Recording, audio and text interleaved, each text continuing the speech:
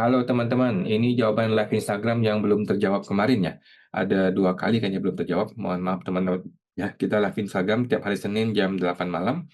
Oke, langsung kita mulai teman-teman ya. Ada pertanyaan dari Bapak KC 168. Kok suami istri punya saham di PT yang sama. Selama ini saham digabung di SPT suami. Namun sekarang kontes, apakah lebih baik saham dilapor satu garis saham suami, satu garis saham istri? Boleh, boleh Pak. Kalau mau dipisah begitu, intinya sih yang mana yang lebih nyaman untuk si wajib pajak. Kalau si WP merasa lebih nyaman gue pisahin supaya lebih mudah, gue memantaunya, lebih mudah untuk mengeceknya, itu lebih bagus. Dan gue selalu punya prinsip lebih rinci lebih bagus. Lebih rinci itu membantu kita dan juga bantu si petugas pajak. Jadi bantuin semua orang lebih enak. Ya, thank you Pak KC, semoga terbantu. KC Ibu Adrian Surya, Bapak ya. Kontes 2025, teman yang ikut Zoom, sharing, dan diskusi dari kita untuk kita Rabu, apa ini? Oh, promosi ya. Silakan, silakan teman-teman ya. Silakan dipromosikan. Untuk ada yang promosi ya. Untuk Zoom meeting. Mohon maaf udah kelewat nih. ada Bapak Adrian Surya 82.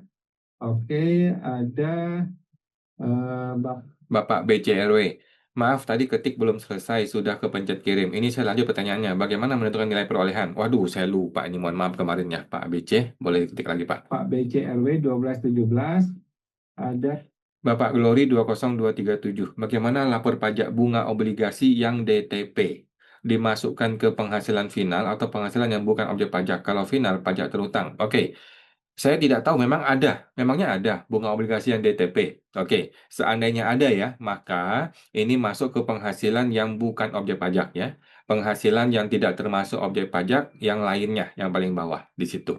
Thank you Pak Glory. Bapak Glory 20237.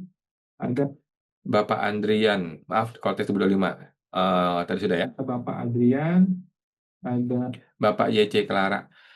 Koawen UMKM sudah isi lampiran bruto, tetapi tidak muncul hasil jumlah ke induk. Oke, nah ini yang pertama adalah klik posting, kemudian kembali lagi. Kemudian ingat klik simpan konsep, kemudian kembali lagi. Biasanya begitu, simpan konsep dan posting itu akan bikin kembali hitungannya ke normal lagi ya. Memang sebusuk itu konteks ya. Mohon maaf nih Pak Clara, Ibu Clara. Bapak Y Clara 2001. Ibu Heni Gun, istri kerja putih potong A1 dan dapat juga putih potong 21. Di SPT suami, PTKP dengan anak, apakah benar pilih KI1? Jawabannya K1 ya, bukan KI. KI itu hanya untuk yang istrinya itu punya NPWP dan lapor mandiri. Kalau istri tidak punya NPWP, maka K garis miring 1. Ya, thank you Bu Heni Gun. Ibu Heni Gun. Kemudian Bapak Anton Tri, Pak mau tanya, kalau suami bekerja, istri juga kerja sebagai dosen, dapat bukti potong nih. Apakah istri bukti potong A1 masuk ke final biar tidak kurang bayar? Setuju, Pak. Jadi syarat untuk penghasilan istri masuk ke finalnya suami adalah dia hanya bekerja dari satu perusahaan tidak lebih. Nah, kemudian dia dapat bukti potong A1 ya sebagai karyawan pegawai tetap. Kemudian istri tidak punya NPWP sendiri. Itu syaratnya.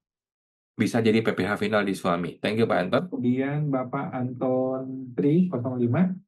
Bapak Sipako, kok tanya lagi, kalau dapat dividen dari bursa saham, wajibkah WPOP buat unifikasi karena hasil dividen tersebut dikonsumsi? Jawabannya wajib ya.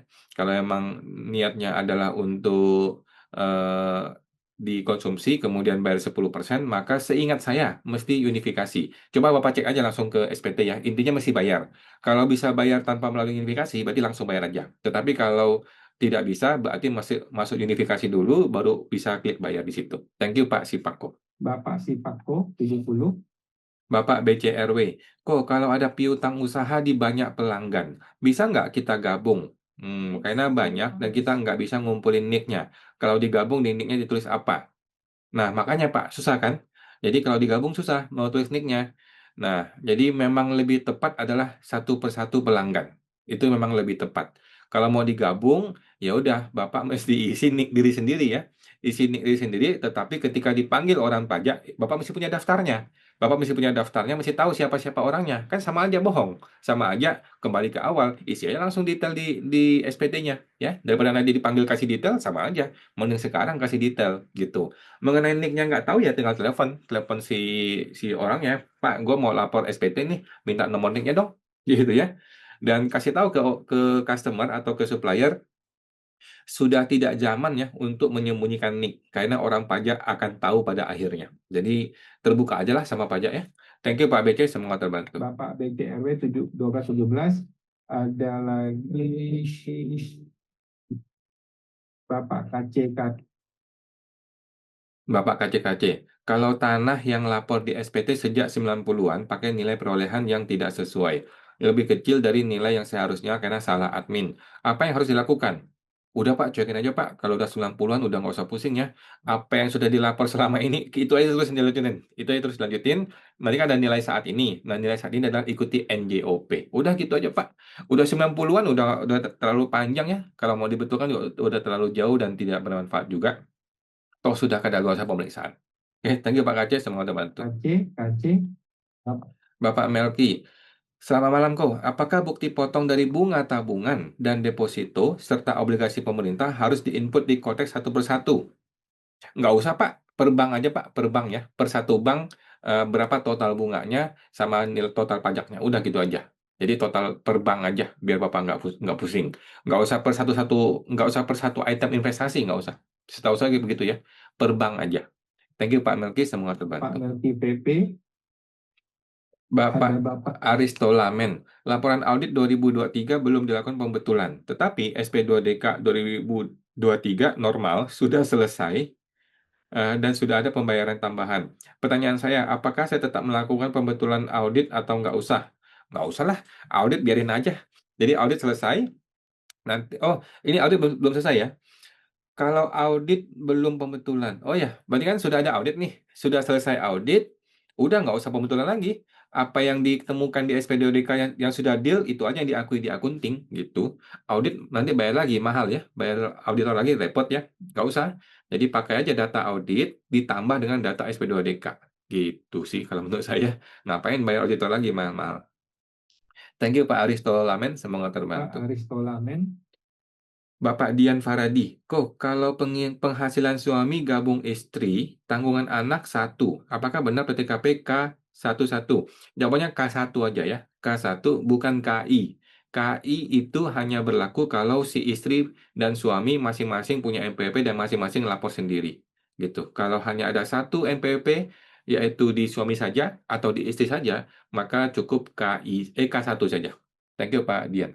Bapak Dian Paradi, ada Ibu Intan Renkar, oke makasih. Bu Melina Ho, malam ke awan, kalau PT sudah tidak ada kegiatan usaha selama 10 tahun lebih dan MPWP direkturnya juga sudah NE.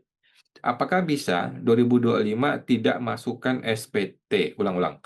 PT sudah tidak ada kegiatan usaha selama 10 tahun dan MPWP direktur sudah NE. Apakah bisa 2025 tidak lapor SPT karena PT tersebut sudah mau bermohon NE? Makasih kok.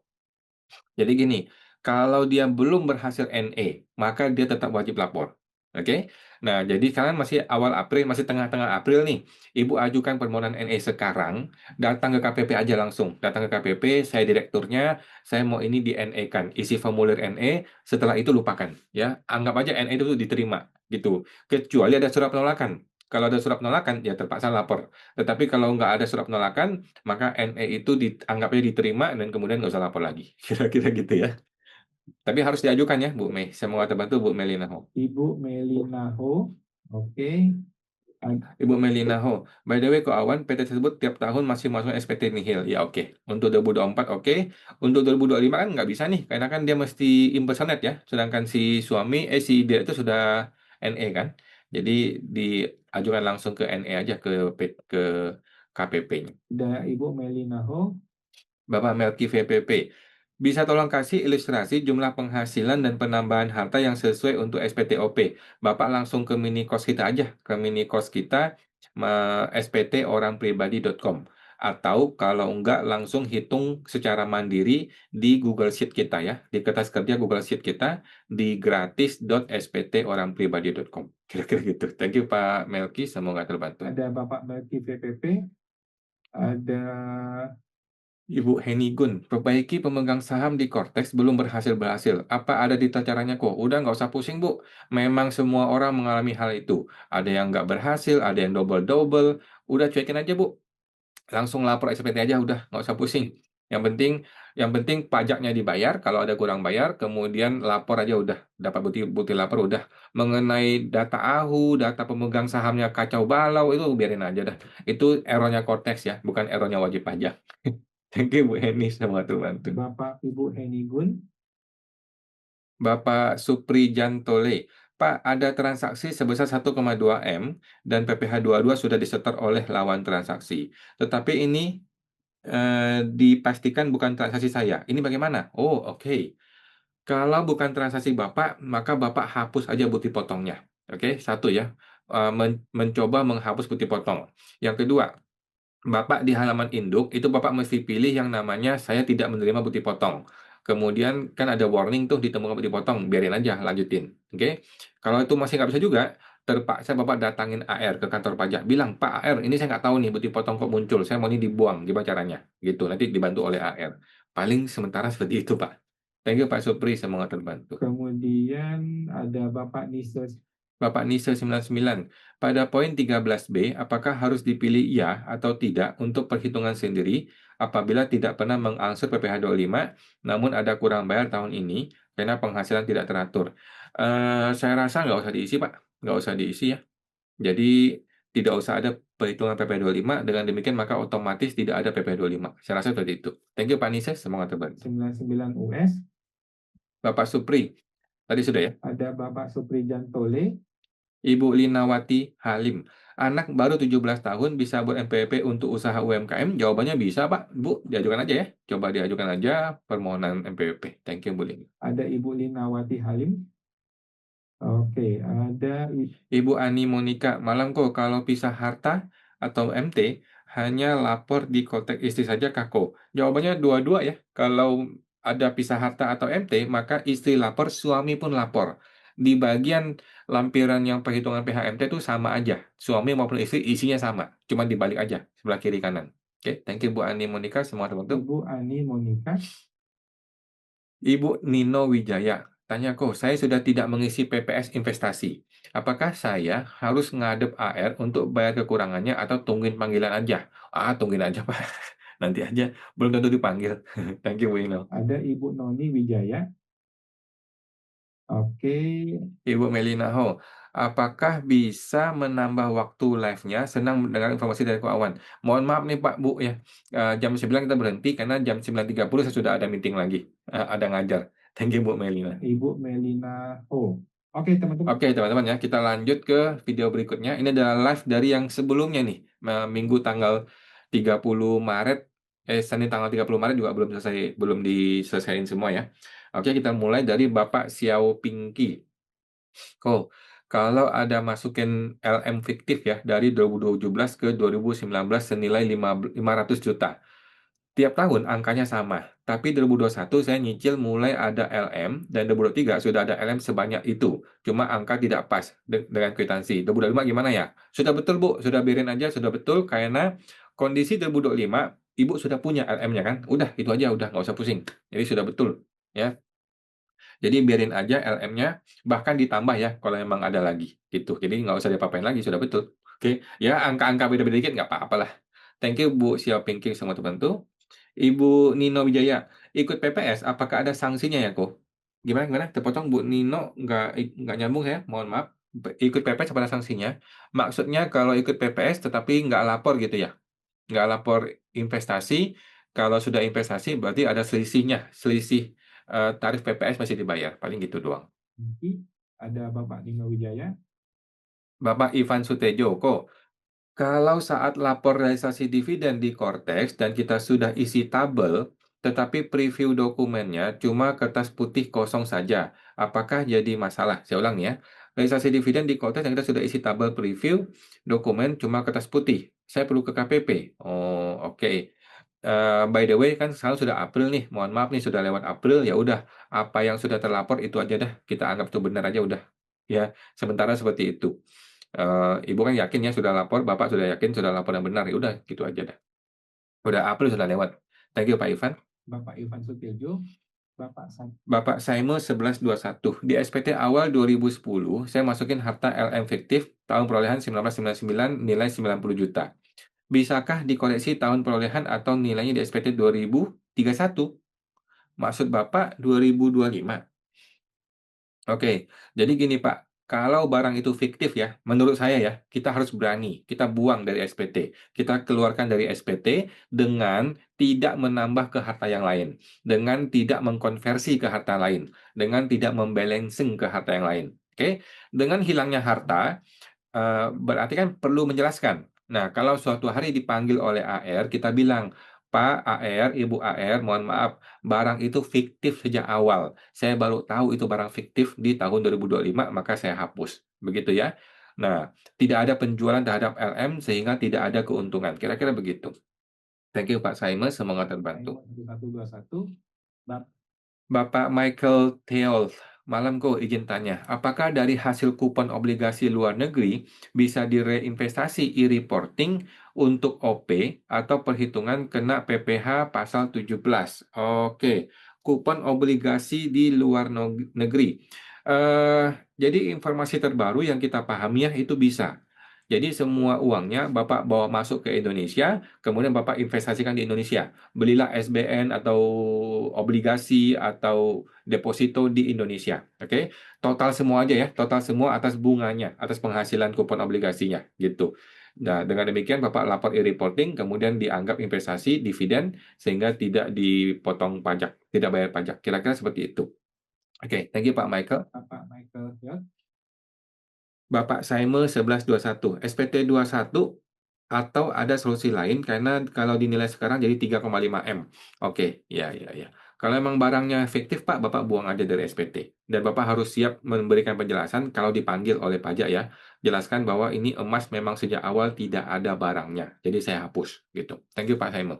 Bapak Saimo 1121, Bapak entusias desain. Kok kalau lapor reinvestasi dividen harus terakhir 31 Maret. Tetapi untuk SPT masih belum beres karena sulit nih. Jadi rencana tunda April. Bagaimana cara lapor reinvestasi? Apakah bisa dibikin lebih dahulu? Jawabannya bisa ya, bisa. E-reporting investasi itu memang harus dilapor lebih dahulu di akhir Maret kemarin. Yang SPT tahunan bisa di bulan April. Bagaimana caranya? Ada banyak tutorial di SPT, di YouTube ya. Ada banyak tutorialnya. Cuman mohon maaf nih, sekarang April sudah lewat nih ya. Oke Pak Antonius, semoga terbantu. Bapak Entusias Desain, Bapak Lustisian, kertas Google Sheet Cortex bolehkah dipakai untuk buat ulang tahun sebelumnya? Jawabannya boleh, tetapi agak rumit. Mending gunakan kertas saja yang dulu nih. Kalau yang sekarang ini agak rumit nih untuk tahun lalu ya. Mending yang kertas saja yang dulu, yang model lama itu masih oke. Untuk gantikan kertas kerja Cortex TJP untuk kerapihan berformat sama sekarang bisakah? Bisa aja sih, bisa aja. Cuman berat yang sekarang tuh ribet ya. Kalau yang dulu lebih gampang. Thank you Bu, Pak Lustisian, semoga terbantu. Pak Lustisian, Bapak Bapak Xiao Pinky, kok kalau LM-nya kita benerin per 2025, apakah tahun-tahun sebelumnya tetap akan diperiksa? Jawabannya bisa aja. Bisa aja ya, yang namanya orang pajak bebas untuk periksa kita selama 5 tahun mundur, boleh aja. Jadi kita harus siap ya. Mengingat tahun-tahun sebelumnya angkanya asal-asalan semua. Ya, oke. Jadi sekarang mau dibetulkan boleh-boleh saja. Kalau Bapak punya waktu ya, boleh dibetulkan. 2024, 2023, 2022, 2021 sampai 2020 boleh dibetulkan kalau memang masih sempat waktunya ya. Yang penting 2025 dulu nih. 2025 kita benerin dulu yang pastinya. Thank you Pak Xiaoping. Xiaoping, Bapak Bapak Moonlight, di status SPT tertulisnya nihil. Di kolom kurang bayar, lebih bayar tertulis 0. Tetapi di 14H tertulis ada kelebihan 2,5 juta. Apakah ini akan ada masalah? Oke, ini adalah kelebihan PPh final. Bapak mesti kembali ke lampiran yang omset bruto PPh final UMKM. Di situ bulan Januarinya ditambahkan 500 juta. selesai, beres masalahnya ya. Karena Bapak kan bayar pajak dari Januari, padahal seharusnya tidak usah bayar untuk omset yang 500 juta. Oke? Thank you Pak Moonlight, semoga terbantu. Moonlight, Bapak Jas. Bapak Justi 8871. Malam kawan, saya mau tanya, jika ada saham kosong di perusahaan, apakah wajib lapor juga di harta SPT kita? Saham kosong itu definisinya apa, Pak? Jadi ikuti arus uangnya. Kalau arus uangnya keluar, maka kita mesti akui. Kalau arus uangnya nggak keluar, tetapi sudah muncul di akte perusahaannya si PT tersebut, di akte notaris yang muncul nama kita sebagai pemegang saham, maka kita mesti lapor sahamnya dan munculkan hutang pemegang saham di SPT kita. Gitu ya, paling seperti itu, Pak. Jadi ikuti aktenya si notaris PT sana. Thank you, Pak Justice. Sama teman-teman. 88.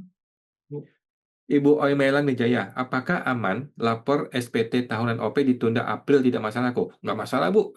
Memang dibolehkan oleh DJP ya. Memang DJP memperbolehkan sampai akhir 30 April. Jadi boleh-boleh saja SPT OP sampai 30 April. Thank you, Bu Oimelan. Bu Omelan Wijaya. Bapak Yui Cice, kok kalau bekerja dan punya usaha UMKM, apakah perlu NPPN? Jawabannya perlu ya. Semua usaha dan pekerja bebas itu wajib NPPN. Bapak Yuice, biar nggak pembukuan. Betul. Bapak Yuice, mohon infonya, terima kasih. Ya, begitu ya Pak ya. Jadi seorang pengusaha ataupun seorang pekerja bebas itu wajib cetak NPPN. Cuman sekarang sudah April, sudah lewat, jadi tahun depan ya, masih cetak di awal sebelum akhir Maret. Bapak Yui Cie. Bapak Yui Cie. Bapak Yui Cie lagi. Oke. Bapak Aristolamen, saya mau tanya kok, biaya mana yang harus dicatat di Cortex? Soalnya di laporan komersil banyak biaya. Apakah semua harus dicatat soalnya di akun Cortex cuma biaya tertentu doang? Ini mengenai SPT badan, Pak ya? Kalau SPT badan semuanya mesti dicatat. Kalau ada akun-akun di internal kita yang tidak cocok dengan semua akun cowok di Cortex, maka Bapak kumpulkan semua, tambahin semua di yang namanya beban usaha lainnya. Kira-kira gitu. Thank you Pak Aris, mau teman-teman. Pak Ristolamen. Ibu Catherine Liu, kok mau tanya, KPR Bank input ke Cortex sisa hutang, harga pokok plus bunga atau harga pokok saja? Kalau saya Pak ya, harga pokok aja, Ibu Catherine ya. Kalau saya harga pokok aja, kenapa? Karena kan bunga bisa berubah-ubah. Bunga bisa berubah-ubah. Kadang-kadang dia masih flat 5 tahun gitu. Nanti setelah tahun ke-6 itu sudah floating, kan jadi berubah lagi bunganya. Kadang-kadang kita ada pelunasan di awal, berubah lagi bunganya. Jadi kalau saya lebih cenderung harga pokok saja, tidak termasuk bunga. Thank you Bu Catherine. Ibu Catherine Liu. Bapak Bapak STTJ, malam kawan, kalau suami tidak kerja dan NPWP-nya masih aktif, istri pakai NPWP suami dengan penghasilan dari paruh waktu kerja tanpa bukti potong dan sebagai broker properti dengan bukti potong 21. Bagian mana data harus diinput? Oke, jadi yang pertama, Ibu tinggal masuk ke SPT-nya suami, kemudian ikuti aja prosesnya. Di halaman induk diikuti, satu persatu diikuti, kemudian muncul yang namanya lampiran 1, lampiran 2, semuanya diikuti satu persatu. Dibaca, Bu. Dibaca satu persatu. Kalau ada ya ada, kalau nggak ada ya nggak ada. Gitu, Bu. Jadi nggak usah pusing lagi. Ikuti aja prosesnya. Ikuti perjalanan dari kontes itu. Gitu ya. Jadi nggak usah pusing. Jadi banyak orang bingung, mana yang perlu, mana nggak perlu. Ya tinggal dibaca aja, Bu. Tinggal dibaca aja, tinggal dijawab yes or no, kemudian tinggal muncul lampiran diisi aja. Gitu, Bu. Nggak usah pusing. Thank you, Bu STJ. Semoga terbantu. STTG. Terpotong, mohon maaf. Eh,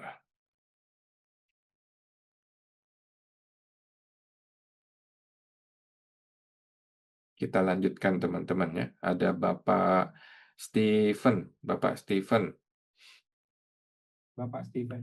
Kok kalau udah cetak NPPN berarti nanti diisi SPT, nilai NPPN-nya dikosongin aja ya. Soalnya kan udah pakai 0,5%. Jawabannya tidak bisa kosong, Pak. Bapak isi aja 10 juta gitu ya, atau 1 juta gitu. Jadi tetap masih diisi. Thank you Pak Steven, itu cuma formalitas. Jadi Bapak Aktivitis 9451. Pak, tanya bukti potong 21 hanya di Desember di lampiran 1D dan tidak bisa dihapus. Padahal bukan A1. Bagaimana ya Pak? Jawabannya bisa Pak, bisa dihapus. Nanti Bapak mesti di halaman induk, Bapak mesti pilih yang namanya, apakah Anda mempunyai penghasilan dari pekerjaan? Pilih yes, pilih ya. Dengan demikian dia akan bisa dihapus. Coba dicek Pak. Kemudian simpan konsep. Kalau masih nggak bisa, klik posting ulang, nanti akan bisa lagi. Thank you Pak Activity. Activity 9451. Bapak Jofis B, saya sudah pensiun. Status KLU tidak bekerja. Punya NIB plus PIRT penghasilan hanya di bawah 10 tahun. Gimana kok? Tidak masalah, Pak. Tidak masalah ya. Kalau Bapak pedagang dengan omset masih di bawah 500 juta satu tahun ya, apalagi sampai di bawah 10 juta, Bapak tidak usah bayar pajak. Tetapi tetap harus lapor ya. Tetap mesti lapor tiap tahun, cuman nilai pajaknya nol. Nah, di SPT itu kan Bapak mesti update, Bapak punya harta, punya hutang, mesti diupdate semua. Oke, thank you Pak Jofisbi, semoga terbantu. Bapak Jofisbi. Ibu Ibu Nino Wijaya, tanyaku, saya 2009 bikin NPWP, syarat untuk menabung. Terus saya perangkat ke luar negeri, saya tidak lapor SPT lagi. Sampai saya pulang 2018 dan buat lapor SPT dan ikut PPS pada tahun 2022. Apakah sanksinya ya? Nggak ada sanksi, Bu, nggak apa-apa ya. Bapak, Ibu langsung lapor aja. eh, nggak usah pusing mengenai sanksi ya. Sanksi itu bisa datang, bisa nggak datang, dan tidak perlu kita antisipasi. Kalau dia datang, ya udah kita bayar aja, gitu. Eh, Ibu tinggal lapor aja sekarang ya, SPT 2025 dilapor. Nah, kalau mau lapor mundur, pelan-pelan nanti kita lihat. Ya, thank you Bu Nino, semoga terbantu. Bu Nino Wijaya. Bapak Midas Cuan. Kalau ada hutang di 2021 tetapi fiktif, oke. Di laporan perbaikan, kalau dihapus gimana kok? Ada risiko nggak? Jawabannya dihapus saja ya.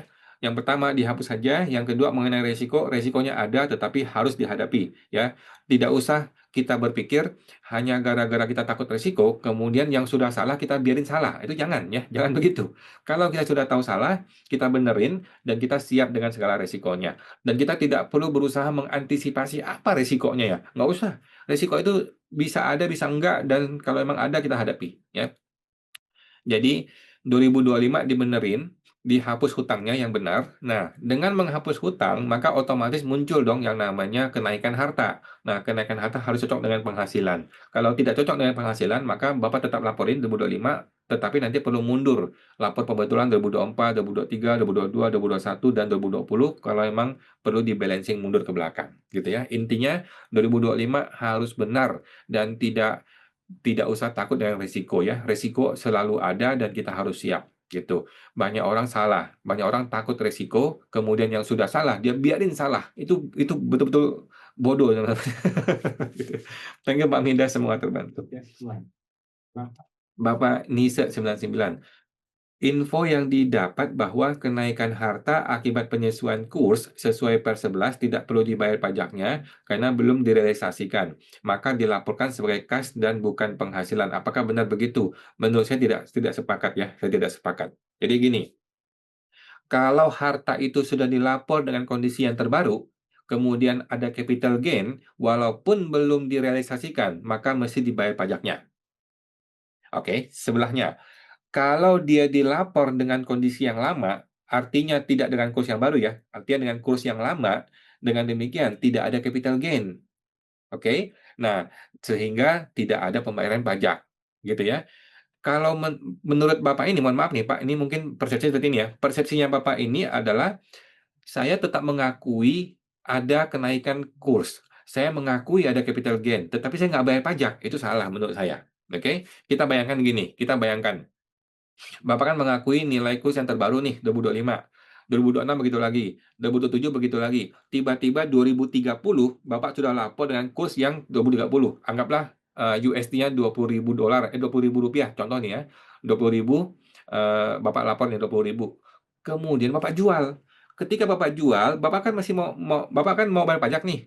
Pertanyaannya, berapa capital gain-nya? Kan Bapak tiap tahun update nih.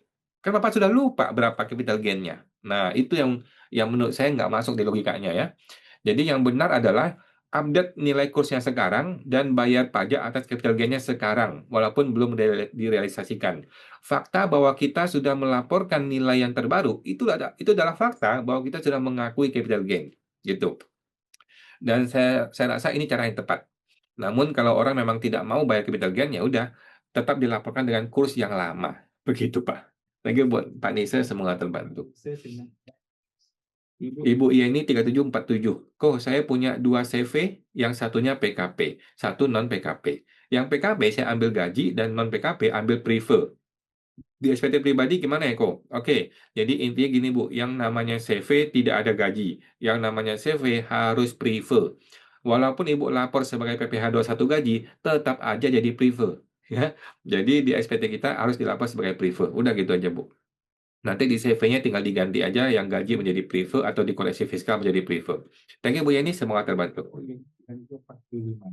Bapak Bapak YNNEFR, Ko Awan, lapor realisasi dividen kok nggak bisa lapor yang 2024 dan 2023? Yang bisa dilapor cuma dividen 2025. Saya minta orang KPP lapor dividen 2025 sudah cetak BPE, artinya amankah? Oke, Bapak sudah lapor, cuekin aja Pak. Toh sekarang sudah April ya, sudah April sudah lewat. Mohon maaf nih karena terlambat saya bikin jawabannya ya. Sudah anggap benar aja Pak, anggap benar aja.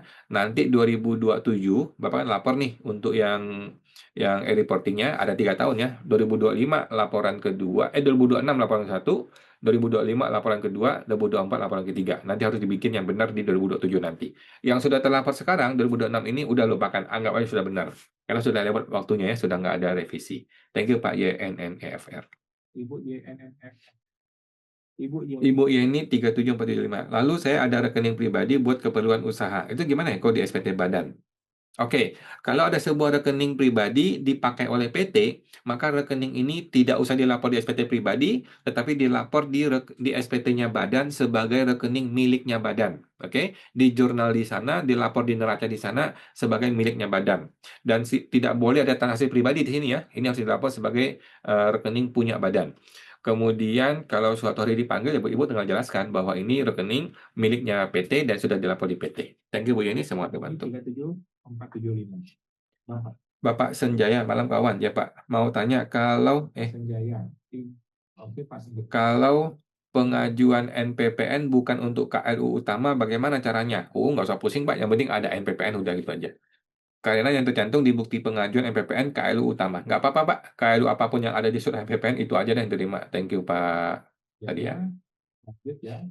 Bapak Aristolamen, tapi penurunan nilai aset masih dicatat di neraca kok, belum diakui di laba rugi, apakah dikoreksi kok?